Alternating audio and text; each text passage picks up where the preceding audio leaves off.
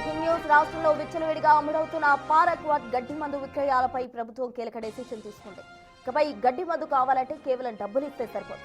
Doctor రాసిచ్చే మందుల చీటీలాగే వ్యవసాయ అధికారి ఇచ్చే ప్రిస్క్రిప్షన్ ఖచ్చితంగా ఉండాల్సిందే. ప్రాణాలకు అత్యంత ప్రమాదకరంగా మారుతున్న ఈ రసాయనం నియంత్రించేందుకు వ్యవసాయ శాఖ కొత్త నిబంధనలు అమలులోకి తెచ్చింది.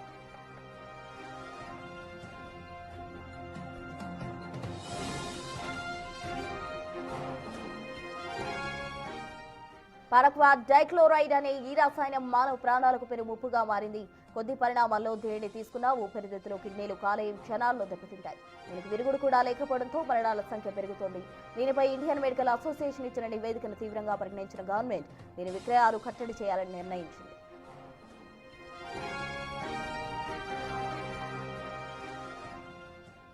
మొత్తంగా రాష్ట్రంలో విచ్చలవిడిగా అమ్ముడవుతున్న పారాక్వాట్ గడ్డి మందు విక్రయాలకు సంబంధించి ప్రభుత్వం ఒక కీలక డెసిషన్ తీసుకుంది. దీనికి సంబంధించి పూర్తి డీటెయిల్స్ మా ప్రతినిధి వాసు అందిస్తారు. వాసు,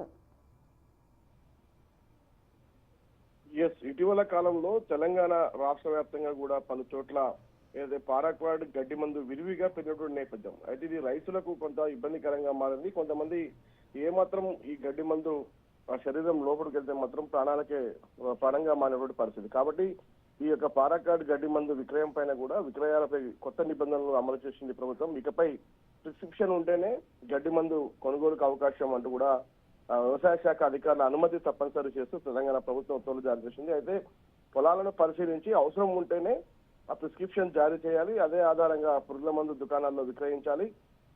పారాక్వాట్ డైక్లోరైడ్ అనేది ప్రాణాలకు ప్రమాదకరంగా మారిందని ఇప్పటికే హెచ్చరికలు వస్తున్న నేపథ్యంలో కొద్ది పరిణామాలు తాగినా కానీ ఊపిరితిత్తులు, కిడ్నీలు, కాలేయంపై తీవ్ర ప్రభావం బట్టి ఎవరైతే పారాక్వాట్ డైక్లోరైడ్ తీసుకుంటారో ఖచ్చితంగా కూడా ప్రాణాలకు ప్రమాదంగా మానవ పరిస్థితి. డాక్టర్లు కూడా ఇదే విషయాన్ని ధృవీకరిస్తున్న నేపథ్యం కనిపిస్తా ఉంది.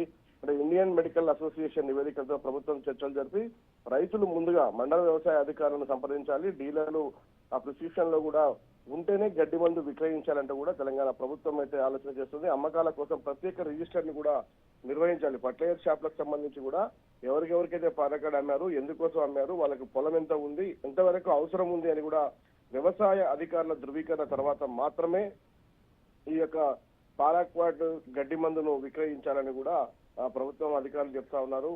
అంటే ఇటీవల జరిగినటువంటి పరిణామాలు అంటే ఆసుపత్రిలో అడ్మిట్ అయిన తర్వాత కూడా ఏ మాత్రం కూడా వాళ్ళని కాపాడే ప్రయత్నం డాక్టర్లు చేసినప్పటికీ లాభం లేనటువంటి కేసులు పెరుగుతున్న నేపథ్యం కనిపిస్తా ఉంది. ఎవరైతే పారాక్వాట్ ఈ యొక్క తీసుకుంటారో ఖచ్చితంగా కూడా వాళ్ళకు ప్రాణాపాయంగా మారుతున్నటువంటి పరిస్థితి. ఎందుకంటే పూర్తిగా శరీరంలో కూడా కొద్ది రోజుల్లోనే ఏ మాత్రం కొద్ది మోతాదులో తీసుకున్నా కానీ ఊపిరితిత్తులు, కిడ్నీలు, కాలేయం పూర్తిగా పాడవకపోవడం, ఆ తర్వాత ప్రాణాలకు ప్రమాదంగా మారుతున్న నేపథ్యం.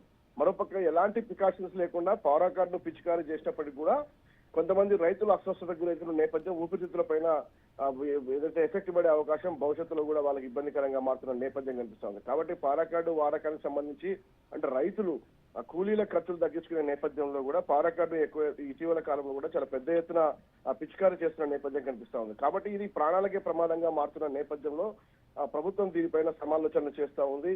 ఖచ్చితంగా వ్యవసాయ అధికారుల సలహాలు, సూచనలు, ప్రిస్క్రిప్షన్ ఉంటే తప్ప ఈ యొక్క ఫర్టిలైజర్ షాపులతో పాటు ఆ డీలర్లు ఈ యొక్క పారాక్వాట్ ను అమ్మడానికి వీల్లేదంటూ కూడా నిబంధనలు తీసుకొచ్చే యోచనలో ప్రస్తుతం ప్రభుత్వం ఉన్నట్టుగా తెలుస్తోంది. Right Vasu, thank you.